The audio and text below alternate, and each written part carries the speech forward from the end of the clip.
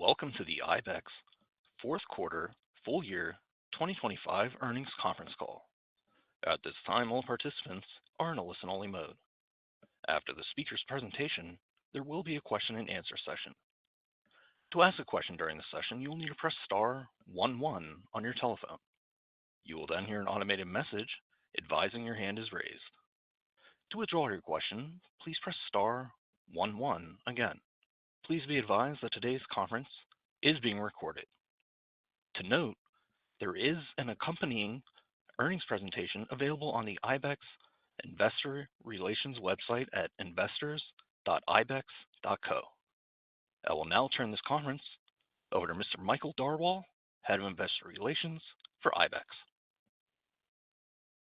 Good afternoon, and thank you for joining us today. Before we begin, I want to remind you that matters discussed on today's call may include forward-looking statements related to our operating performance, financial goals, and business outlook, which are based on management's current beliefs and assumptions. Please note that these forward-looking statements reflect our opinion as of the date of this call, and we undertake no obligation to revise this information as a result of new developments which may occur. Forward-looking statements are subject to various risks, uncertainties, and other factors that could cause our actual results to differ materially from those expected and described today.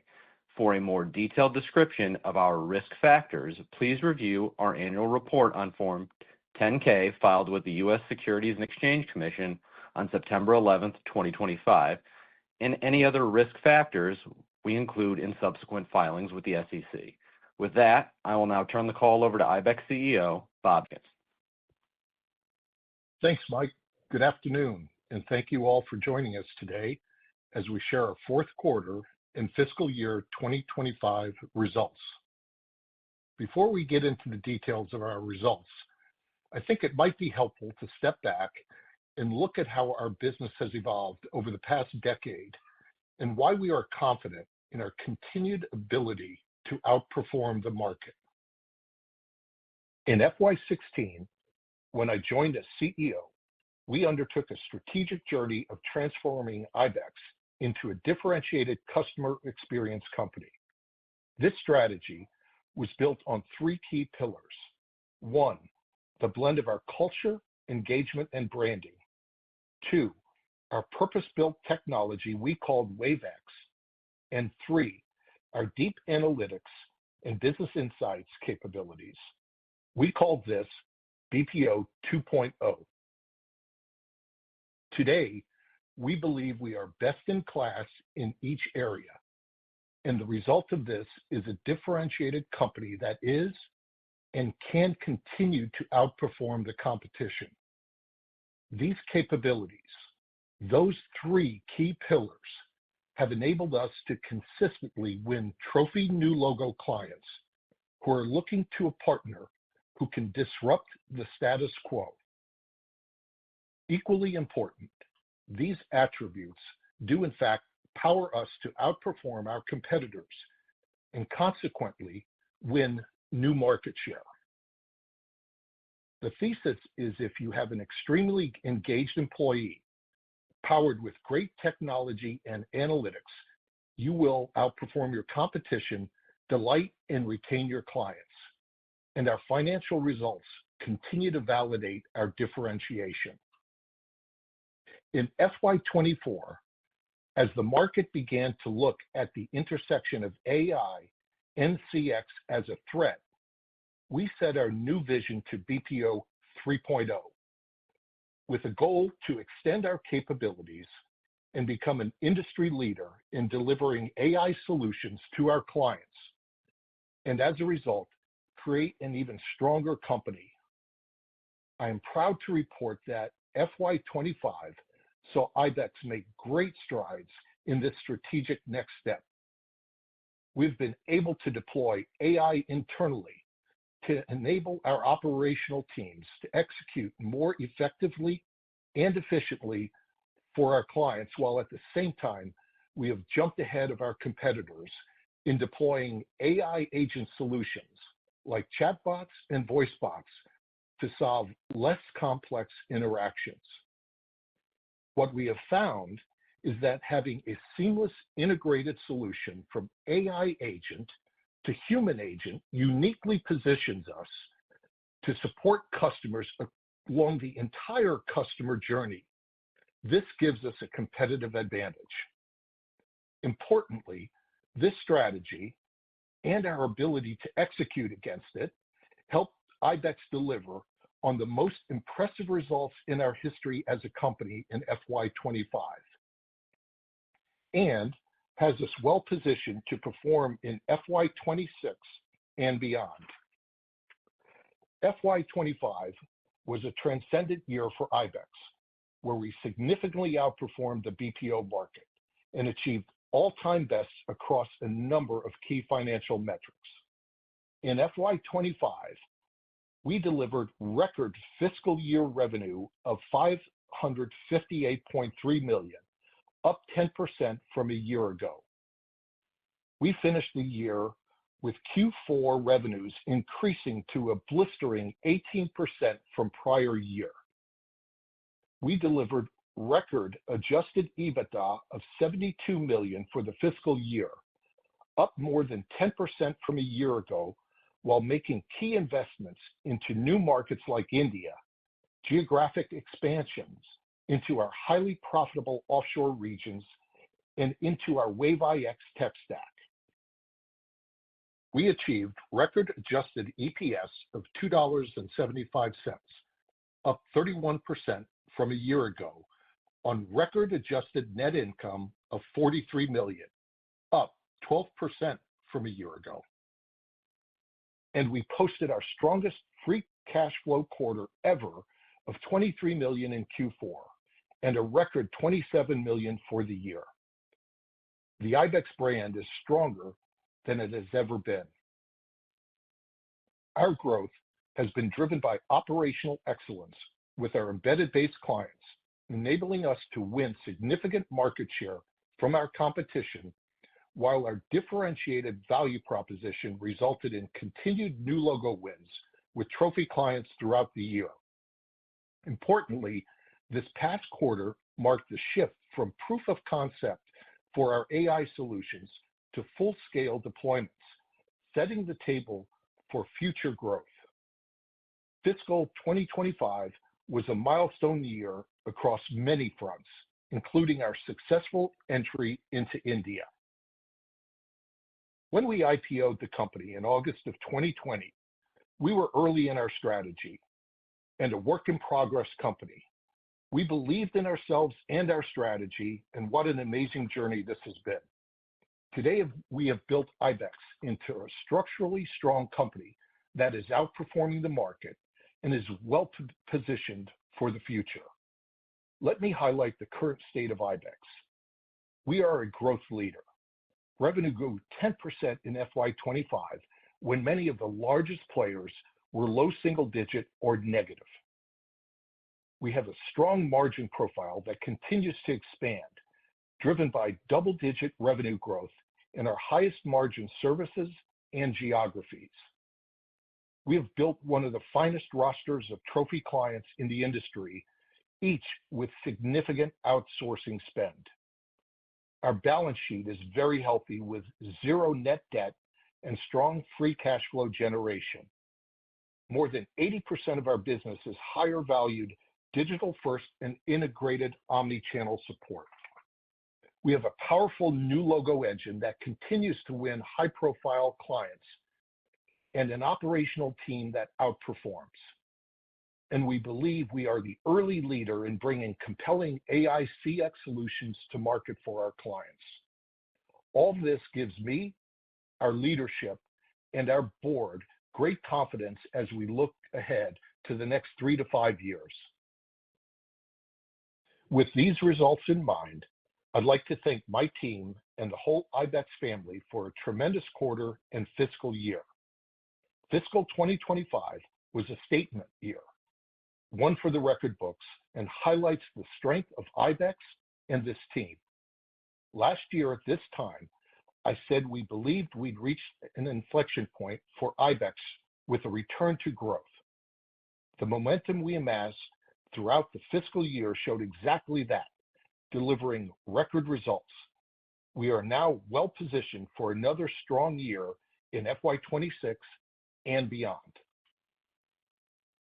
With that, I will now turn the call over to Taylor to go into more details on our fourth quarter and full year FY25 financials, as well as FY26 guidance. Taylor?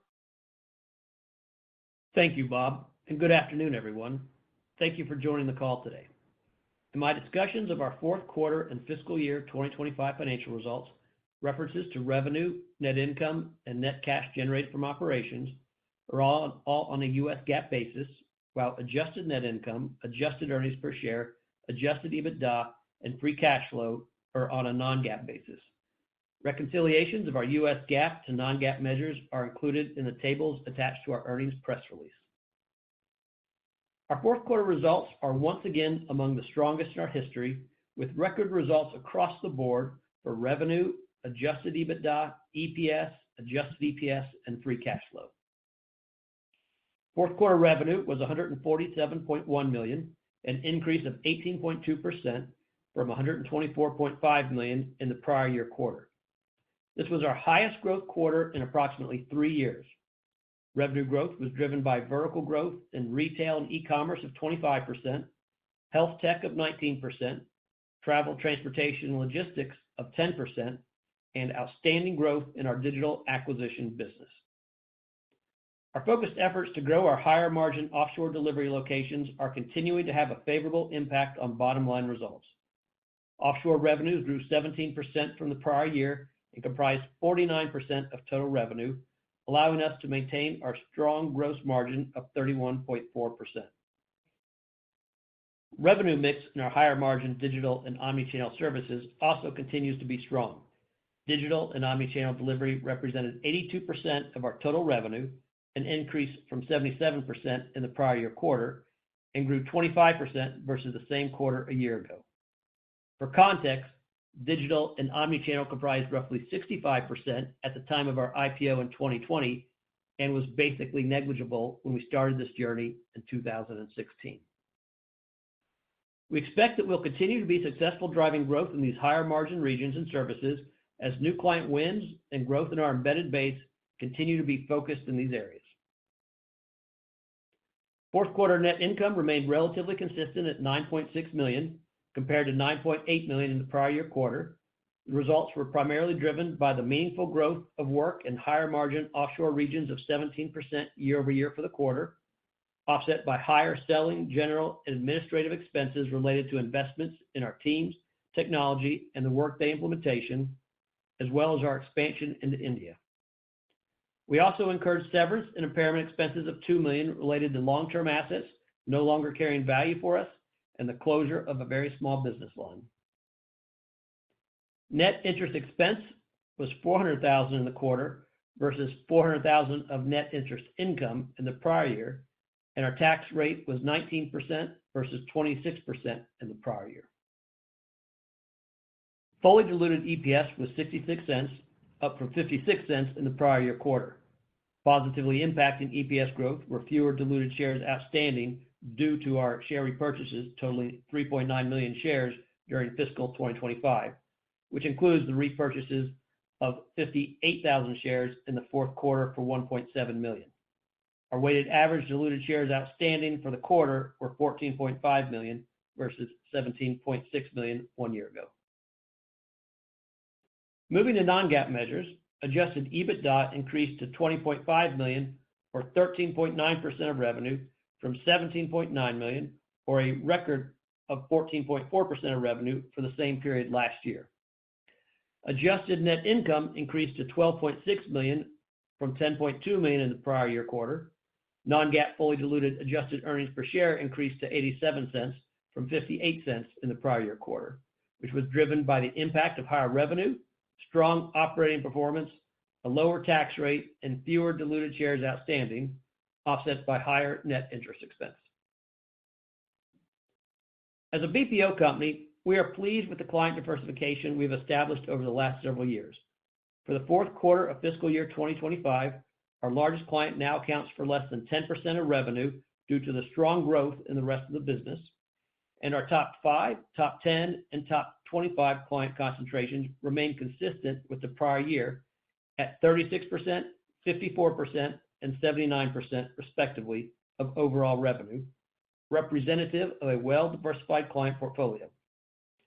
Over the past decade, we have done a tremendous job retaining our top 25 clients and are excited to see one of our signature client wins from fiscal year 24 now move into the top 15. Switching to our verticals, retail and e-commerce increased to 25.3% of fourth quarter revenue versus 24% in the prior year quarter, and health tech and travel, transportation, and logistics remained strong at 14% and 13.8% versus 13.9% and 14.8% respectively in the prior year quarter. These changes were driven by continued growth in multiple offshore geographies and our continued ability to win significant new clients in these verticals. Conversely, our exposure to the fintech vertical decreased to 10.6% of revenue for the quarter versus 13.7% in the prior year quarter. We expect the fintech vertical to stabilize as we move forward based on the strength of our pipeline in this vertical. Moving on to our fiscal year 2025 results, revenue increased 9.8% to $558.3 million compared to $508.6 million in the prior year. Revenue growth was driven by vertical growth in health tech of 23%, travel, transportation, and logistics of 14%, and retail and e-commerce of 13%, along with outstanding growth in the digital acquisition business. We grew in both our onshore and offshore regions throughout the year. Onshore revenue, which comprised 24% of total revenue during the fiscal year, increased 13%, and offshore revenue, which comprised 51% of our total revenue, increased 15% versus the prior year. Our nearshore region, which comprised 25% of our total revenue, declined slightly at 3% versus the prior year, as some of this business shifted to our offshore locations.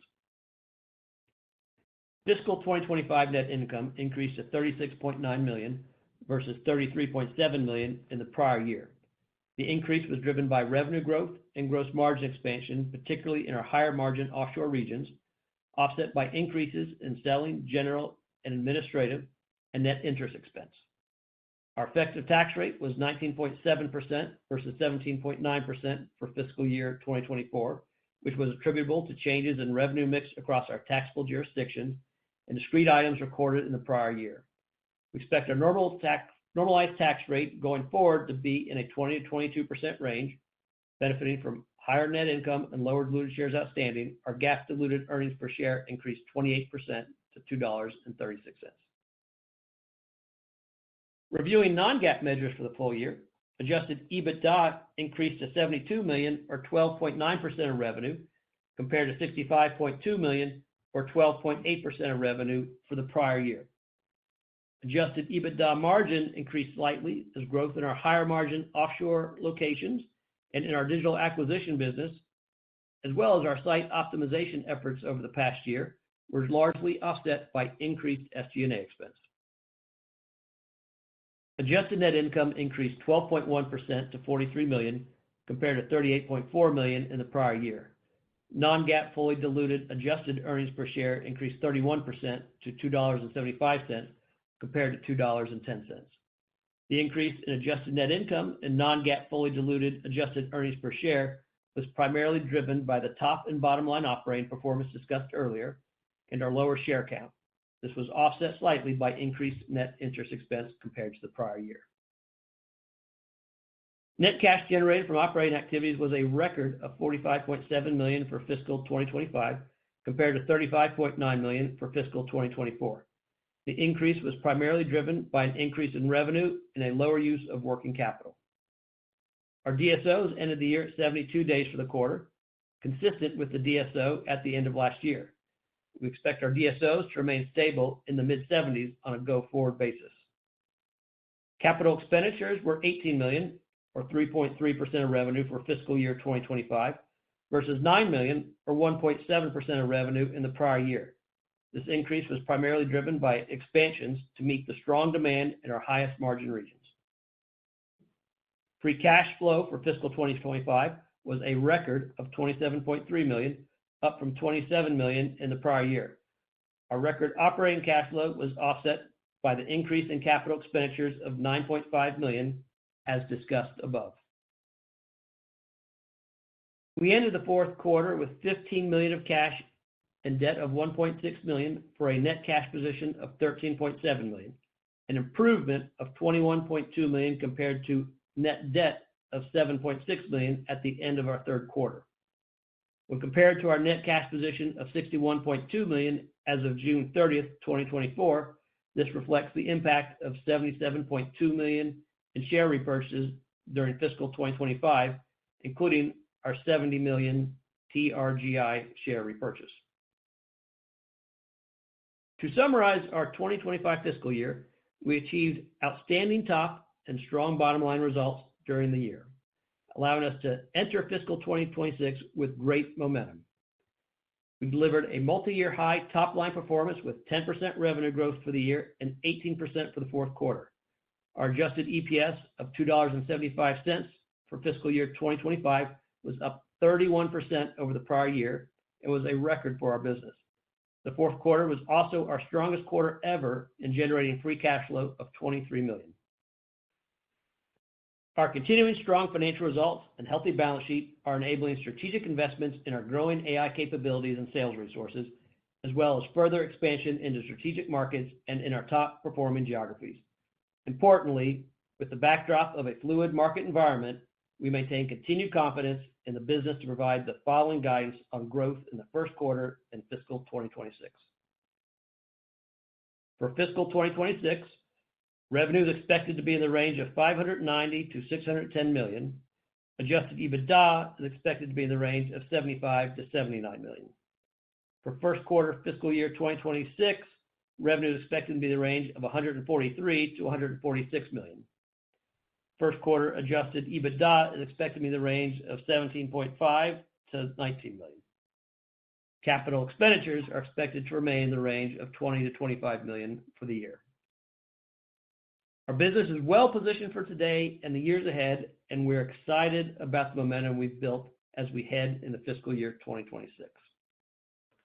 With that, Bob and I will now take questions. Operator, please open the line. As a reminder, to ask a question, please press star 11 on your telephone and wait for your name to be announced. To withdraw your question, please press star 11 again. Please stand by while we compile the Q&A roster. Our first question comes from David Koning with Baird. Your line is open. Yeah. Hey, guys. Great job again. Thanks, Dave. Yeah, we're really pleased with the quarter, the year, and the trajectory. So thank you. Yeah, everything looks really good. And I guess maybe to kick it off, the quarter itself, when we've looked at Q4s in the past, I think every quarter since we've covered the stock, it's been a flat to down sequential quarter. This quarter, you were up 5% sequentially. And I guess, A, is there anything in there that was a little bit one-time in nature? And B, there's a vertical called kind of other that doesn't fit the other, the other verticals that you often talk about. And that one was up a lot, I think over 100% year over year, about $8 million sequentially. Was there something in there that maybe a new client that's coming on, and is that sustainable? Yeah, so great question, Dave. And, good call out on our Q4, which, historically does not jump up like like it has this year. Here's the cascading down of the growth. And to your question, is any of this a one-time? And the answer to that is no, this is all kind of sustainable, annuity type business. But what we did exceptional in this quarter is win market share in our embedded base, driven by our great performance. The team on the operational side just continues to outperform the industry. And our client services and biz dev team has done an amazing job of leveraging that to win market share, which is growing into new markets. We talked about India. Those are growth vectors and margin or market share expansion vectors. And we did that across many clients, of our existing clients. And I'll give you an example of that. Our second largest client, big e-commerce company, we grew in every market with them, massively in Pakistan, massively in Philippines, and now we even got the go-ahead in Central America. It's kind of the one market we didn't have for them. And so we feel really good, kind of Q1. And so that was, I think, the first big element is winning market share. Number two was our digital acquisition business, the digital marketing business that we've referred to. Under Mike Darwall's leadership, that part of our business accelerated enormously with focus and execution and just really leveraging kind of those capabilities, our data marketing type capabilities, et cetera, to drive a lot of customer acquisition for our clients. And we see that continuing into this, in the first half of this year, kind of the power of that. And then our, the last element just to touch on was our new logo team just continues to, kind of do well, and have consistently done well over the years. And you put those together with no client loss, and you have the makings of just a powerful growth business. Yeah. Well, it's all good. And then maybe just a follow up, we talk with you and then a lot of your competitors, and, there's just been obviously this fear about Gen AI and the impact. But, when we do our survey, the majority of you and your peers tend to say, yeah, there are some volumes we might lose over time, but net, it's probably going to be a positive, and it's just following the normal cadence of automation over time that you've seen for decades. Really, it's a little different type, but right. And maybe some commentary, just Gen AI, how you feel about it, positive, negative, et cetera. Sure. So, and your comments are pretty well grounded in what we've seen. And again, what's exciting is this Q4, Dave. We went from proof of concept to some full-scale production implementations with our clients. So we've learned a lot as you do that. And what we have seen is there's a lot of opportunity for automation, but what's more important is actually the entire customer journey and owning that journey. And so as we've jumped out into the, and we believe clearly we have a leadership position in this. And as we've jumped out into the leadership position of bringing those solutions to bear, but having that whole, embracing the connection from AI agent to human agent and having that end-to-end value proposition, what we've seen is our clients see that as enormously valuable, enormously rich. And I think that's helped drive, help us create another vector of growth for us. And so, so I think what you're hearing is right. I think we're further along than anybody. And I think we've also have more data around that end-to-end journey that anybody in this industry has, and we're able to leverage that to our advantage. Yeah. Great. Well, thanks, guys. Great job. Great. Thanks, Dave, for your continued following and coverage of us. Thank you. This concludes the question and answer session. I would now like to turn it back to CEO Bob Dechant for closing remarks. Thanks, Daniel. And I'll be brief.